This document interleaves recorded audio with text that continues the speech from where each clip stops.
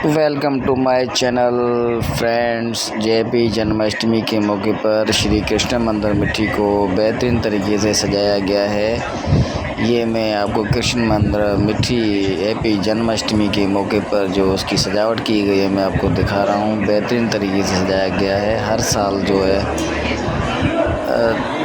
जन्माष्टमी के मौके पे प्रोग्राम होता है यहाँ पर, और लोग जो है बहुत बड़ी तादाद में यहाँ पर जन्माष्टमी के मौके पे जमा होते हैं और कृष्ण जन्माष्टमी मनाते हैं। बड़ा ही बेहतरीन प्रोग्राम होता है। ये मंदिर अभी नए तरीके से बनाया गया है, जिसकी खूबसूरती बेहतरीन तरीके से सजावट की गई है, और डेकोरेशन के हवाले से देखा जाए तो उसको बेहतरीन तरीके से सजावट की गई है।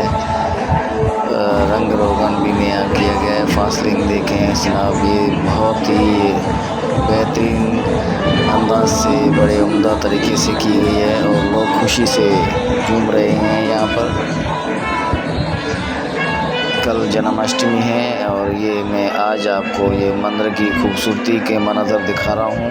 ये कृष्ण जन्माष्टमी के मौके पे कृष्णा मंदिर मिट्टी में आपको दिखा रहा हूँ। ये मंदिर के अंदर मूर्तियाँ जो रखी गई हैं, ये कृष्ण भगवान का आस्थान बनाया गया है। इसकी खूबसूरती तमाम बेहतरीन तरीके से नज़र आ